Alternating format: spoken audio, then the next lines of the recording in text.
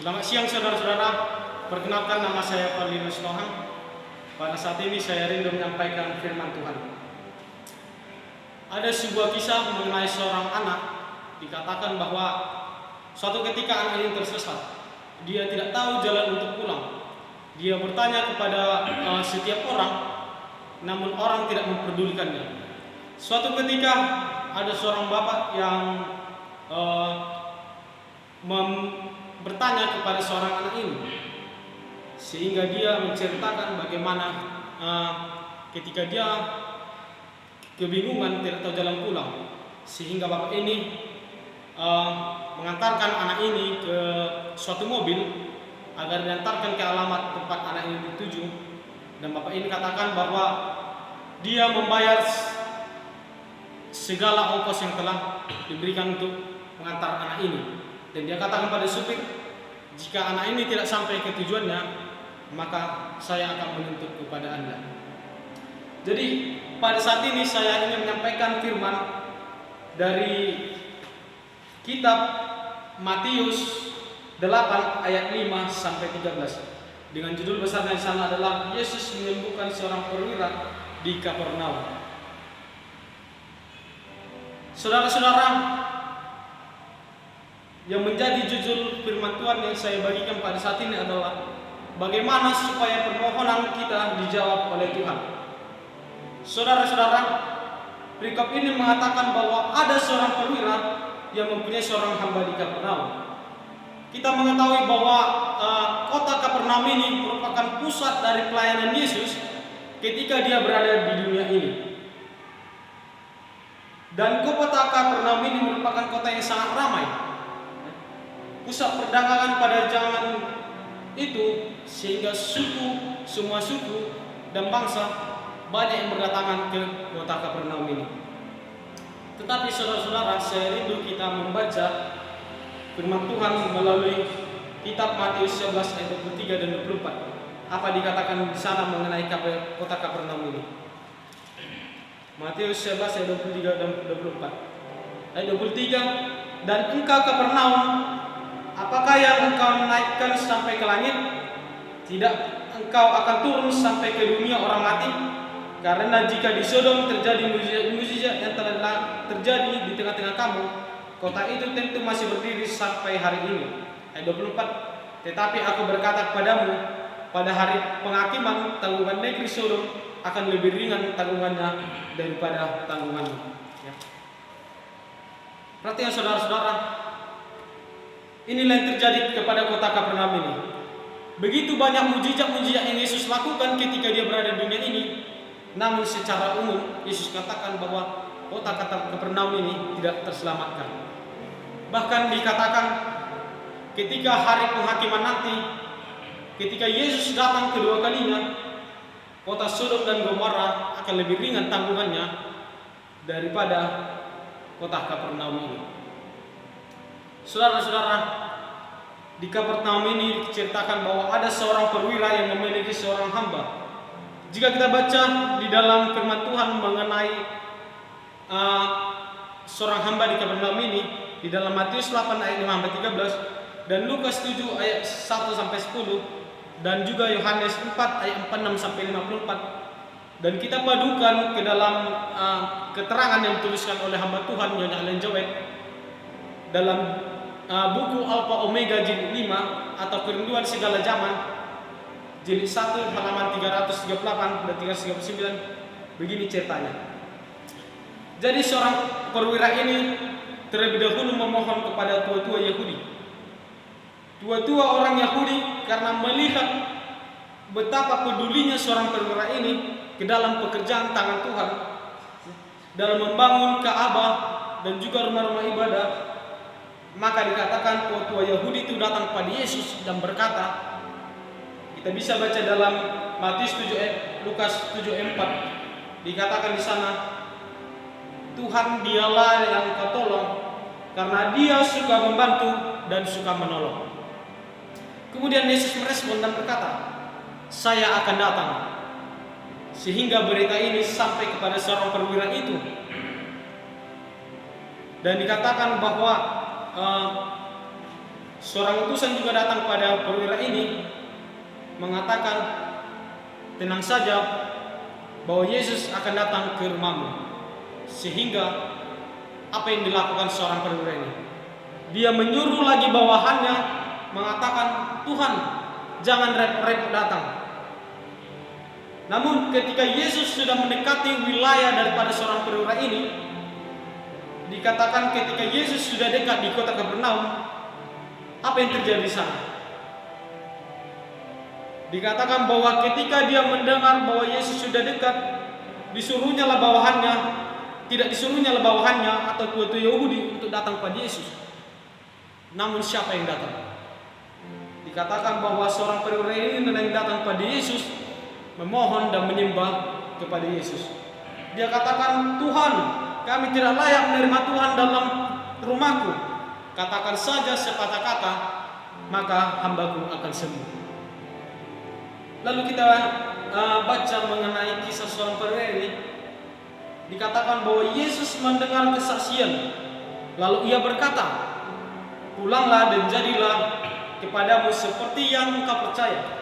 Seketika itu sembuhlah hambanya, sampai Yesus datang ke rumah seorang perwira ini. Yang menjadi pertanyaannya saudara-saudara, nah, bagaimana supaya permohonan saudara dan saya atau kita semua dijawab oleh Tuhan? Mari kita baca dalam Matius pasal 8 ayat 6.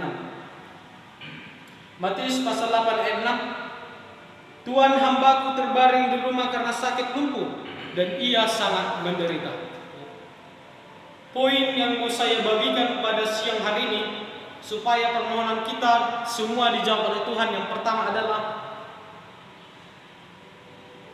harus ada kasih dan kepedulian dalam diri kita terhadap sesama kita manusia. Ada seorang kaya berkata pada Yesus, Guru, Rabi, apa yang harus saya peroleh apa yang harus saya lakukan untuk memperoleh kehidupan yang kekal?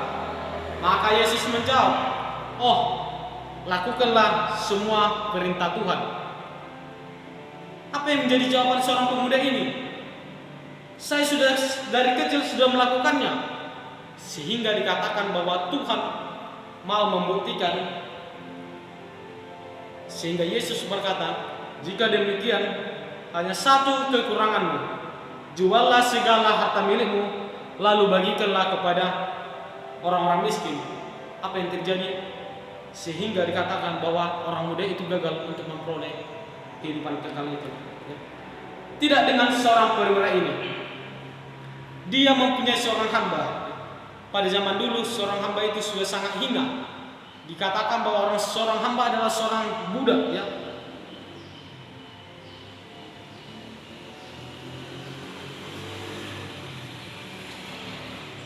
Tetapi dikatakan bahwa walaupun dia perwiranya ini,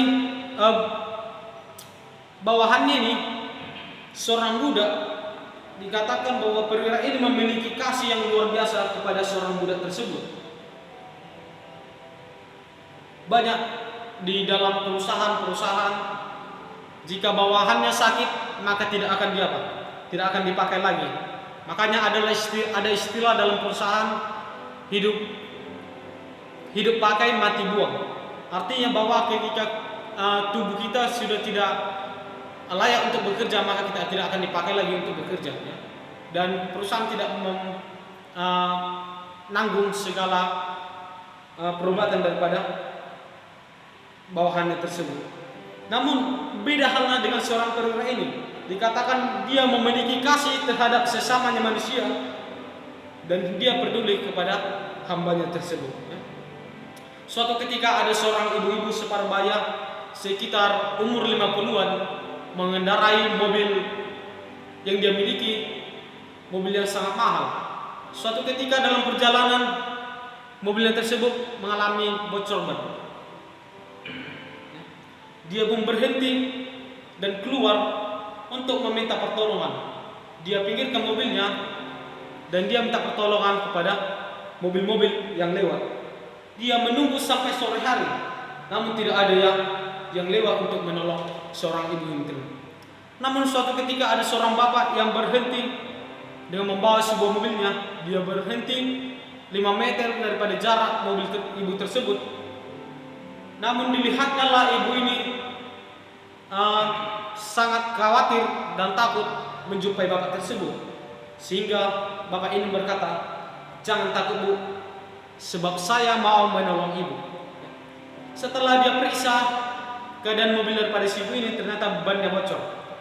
Lalu dikatakan bahwa karena gerimis sudah turun, si bapak ini menyuruh ibu ini untuk masuk ke dalam mobil, sehingga dia memperbaiki mobil tersebut. Dikatakan dalam cerita tersebut, seringkali tangan bapak ini terhantu, sehingga dikatakan bahwa ibu tersebut melihat bahwa bapak ini sangat tulus untuk menolongnya.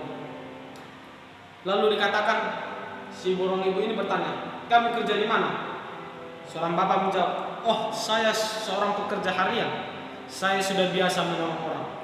Lalu katakan bahwa sesudah selesai mobil ibu ini sudah diperbaiki, ibu ini berkata, "Nama kamu siapa?" Jawab seorang bapak tersebut, "Nama saya adalah Anderson." Lalu si ibu ini ketika dia mau membayar kepada bapak ini, dia bertanya, "Berapa kamu ingin saya bayar ketika kamu sudah menolong saya?" Lalu apa yang menjadi jawaban bapak tersebut? "Tidak usah bu," dia menolak, "tidak usah bu. Tetapi ketika ibu melihat seseorang yang butuh pertolongan, lakukanlah seperti yang saya buat." Lalu singkat cerita bahwa ibu ini mengendarai kembali mobilnya. Ketika setengah jam dalam perjalanan, dilihatnya lah ada sebuah warung yang terbuka, dan dia pun memutuskan untuk berhenti dan mengeringkan badannya dan mengganti pakaian dan juga memesan makanan. Setelah dilihatnya ada seorang ibu yang sudah hamil 8 bulan, sehingga ibu ini sangat sulit untuk bergerak. Tetapi dikatakan dalam cerita ini bahwa pelayanan dari seorang ibu yang hamil ini sangatlah bagus. Ibu ini yang hamil ini memberi handuk kepada ibu yang kaya tadi, dan juga mempersilahkan ibu ini untuk mempergunakan fasilitas yang dia miliki di warung tersebut. Lalu setelah ibu ini menikmati makanan yang dipesannya, dia berikan $100 kepada ibu yang hamil tersebut. Ketika ibu yang hamil ini pergi ke beja kasir untuk menghitung berapa kembalian daripada si ibu seorang kaya ini, dikatakan bahwa si ibu tadi dilihatnya tidak ada lagi di tempat itu. Lalu seorang ibu yang hamil ini berpikir, bagaimana cara saya untuk mengembalikan uang ini? Kemudian dia melihat bahwa sudah tidak ada lagi di jalan ibu seorang kaya ini. Lalu ketika dia kembali ke meja makan daripada si ibu seorang kaya ini, ada sebuah kertas diletakkan di atas meja yang berisi, "Kamu tidak punya apa-apa terhadap saya, karena saya juga telah ditolong orang pada saat ini. Ini yang saya buat belum seberapa, jadi berbahagialah." Lalu ketika diangkatnya kertas tersebut, ada uang sekitar $400 di bawah kertas tersebut. Lalu seorang ibu ini memutuskan, karena hari sudah malam dan pekerjaan masih banyak lagi, dia pun pulang ke rumahnya dan beristirahat. Namun dia lihat di rumah bahwa suaminya sudah tertidur di rumah, sehingga dikatakan ketika dia sampai, dia mencium bapak tersebut, suaminya tersebut, dan berkata, "Segala persoalan kita sudah selesai." Saudara-saudara tahu bahwa keluarga ini tidak punya biaya untuk persalinan seorang ibu ini. Mereka tidak mempunyai uang sepersen pun untuk persalinan daripada seorang ibu ini. Namun apa yang terjadi? Bahwa saudara-saudara tahu, Anderson yang menolong seorang ibu yang kaya ini adalah ternyata suami daripada ibu yang hamil tersebut. Ya. Saudara-saudara, kita tidak tahu bahwa apa yang terjadi kepada kita. Tetapi Tuhan yang Maha Tahu, Maha Adil, yang mengetahui segala persoalan kita, Dia sudah mempersiapkan segala jalan keluar daripada kekhawatiran kita ketika kita memiliki kasih terhadap saudara-saudara kita. Itu sebabnya ketika saya membaca cerita daripada seorang ibu tersebut, saya sangat terharu ya. Betapa perlunya kita memiliki kasih terhadap sesama kita manusia. Yang menjadi poin kedua, saudara-saudara, kita boleh baca di dalam Matius pasal 8 ayat 8a. Bagaimana supaya permohonan saudara dan saya supaya dijawab oleh Tuhan. Matius 8 ayat 8a. Tetapi jawab perwira itu kepadanya, Tuhan, aku tidak layak menerima Tuhan di rumahku. Apa poin kedua supaya permohonan kita dijawab oleh Tuhan? Di dalam Matius 8 ayat 8a dikatakan, Tuhan, aku tidak layak menerima Tuhan di rumahku. Yang menjadi poin kedua adalah kita harus memiliki kerendahan hati. Ya. Saudara-saudara, ketika Yesus berada di dunia ini, ia tidak pernah difasilitasi dengan fasilitas yang mewah. Pekerjaannya hanyalah berjalan dari suatu kota ke kota yang lain. Dengan dikatakan bahwa dia berjalan dengan jalan kaki, dan kakinya seringkali berdebu. Bahkan dikatakan jubahnya tidak terlalu bagus untuk diperlihatkan kepada orang-orang lain. Ya. Yesus pernah menaiki seekor keledai, tetapi keledai itu adalah seekor keledai pinjaman. Ya. Tetapi apakah rumah daripada seorang perwira tersebut layak untuk dimasuki oleh Yesus? Kita mengetahui bahwa seorang perwira di zaman ini adalah seorang pimpinan tentara perang. Jika di rumah seorang perwira ini, jadi rumah seorang perwira ataupun seorang tentara perang pasti dihuni oleh begitu banyak prajurit. Dan dikatakan bahwa rumah seorang perwira juga adalah rumah yang sangat mewah, fasilitasnya sangat bagus-bagus, dan begitu juga dengan halamannya begitu luas. Tetapi ketika seorang perwira ini membandingkan dirinya dengan Yesus, maka di dalam kerendahan hatinya dia berkata, aku tidak layak menerima Tuhan di rumahku. Perhatikan saudara-saudara, kita sebagai umat Kristen seringkali atau banyak sekali yang tidak memiliki kerendahan hati. Ya. Kita memiliki kepintaran dan kepandaian sedikit saja, kita sudah apa? Sombong. Ya. Kita memiliki fasilitas yang sangat mewah, kita apa? Sombongkan. Ya. Kita memiliki harta yang sangat banyak, kita apa? Kita sombongkan. Ya. Segala sesuatunya kita sombongkan. Ya. Tetapi apa yang dilakukan oleh seorang perwira ini? Dikatakan bahwa dia memiliki kerendahan hati yang sungguh-sungguh, sehingga dia tahu bahwa dia bandingkan dirinya kepada Yesus dengan apa yang dia miliki, bahwa dia tidak layak menerima Yesus di rumahnya. Hatinya tahu dan jiwanya bergelora ketika dia mendengar nama Yesus, sementara bangsanya sendiri tidak tahu bagaimana tentang Yesus. Inilah yang terjadi di dunia kekristenan pada saat ini, bahwa kita umat Kristen sendiri tidak mengasihi Yesus. Ya. Beda halnya seorang perwira ini. Ya. Di dalam hal berdoa, seringkali kita seperti seorang jenderal yang menyuruh bawahannya. Ya. Kita berkata, pergi sana dan pergi sini. Ya. Kita berdoa seperti ini. Ya Tuhan, berkatilah kami, lindungilah kami, berkatilah segala usaha tangan kami. Tapi kita tidak menyadari bahwa semua yang berada di isi khotbah kita, dalam isi doa kita adalah sebuah perintah saja. Jadi kita harus memiliki kerendahan hati, karena kita hanyalah debu yang akan kembali lagi menjadi debu. Jadi di dalam poin yang kedua, saudara-saudara, jika kita ingin memohon kepada Tuhan, haruslah penuh dengan kerendahan hati. Kita harus mengaku oleh karena dosa kami, ampunilah segala pelanggaran kami. Ya. Kita harus berdoa seperti Daniel, Yeremia, dan Yeskiel. Dikatakan bahwa Daniel sampai berpuasa berhari-hari untuk bermohon pada siapa? Kepada Tuhan. Ya. Itu sebabnya mengapa kita tidak memiliki kuasa, karena kita tidak memiliki apa? Kerendahan hati dan kesungguh-sungguhan kepada siapa? Kepada Yesus. Ya. Yang menjadi poin ketiga, yang menjadi poin terakhir yang mau saya bagikan adalah bagaimana supaya permohonan saudara dan saya dijawab oleh Tuhan. Kita boleh baca dalam Matius pasal 8 ayat 8 sampai 10.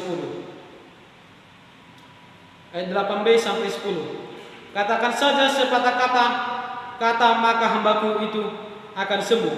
Sebab aku sendiri seorang bawahan dan di bawahku ada pula seorang prajurit. Jika aku berkata kepada seorang prajurit itu pergi, maka ia akan pergi. Datang, maka ia akan datang. Ataupun kepada hambaku, kerjakanlah, maka ia akan mengerjakannya.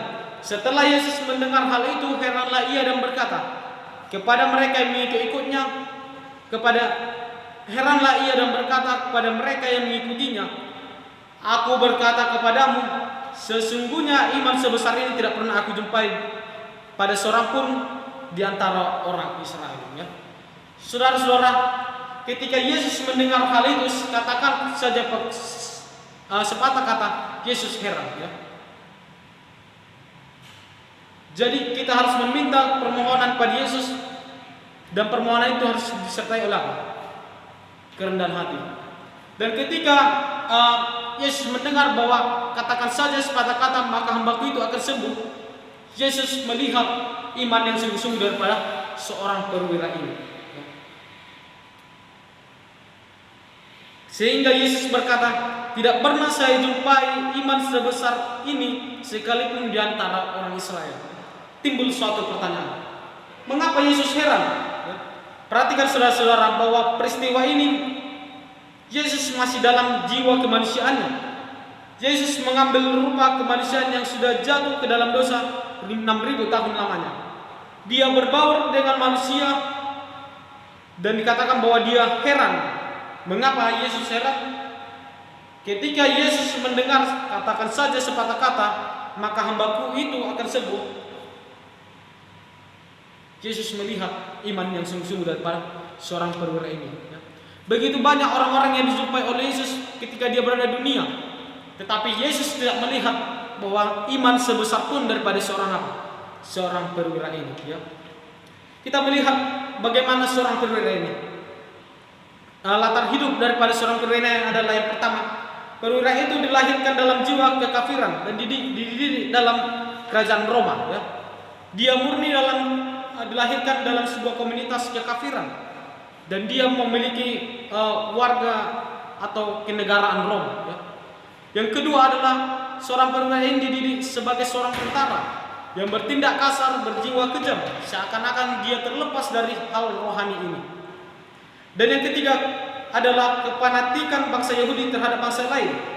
Karena kalau kita baca di dalam Alkitab bahwa ketika orang Yahudi bertemu dengan orang kafir, maka mereka akan apa? Meludah. Ya. Mereka merasa jijik dan mereka berkata jijik sambil meludah kepada orang-orang tersebut. Ya. Namun ketika itu Yesus melihat begitu banyak jurang pemisah yang begitu tinggi, tetapi yang mempengaruhi seorang perwira itu datang pada Yesus. Yesus melihat bahwa seorang perwira ini seakan-akan lepas daripada hal-hal tersebut. Begitu banyak tentara yang kasar, tetapi tidak ada tentara yang memiliki jiwa kepedulian kepada sesamanya. Sementara orang Israel yang mengaku sebagai anak Abraham adalah anak bapa daripada orang percaya,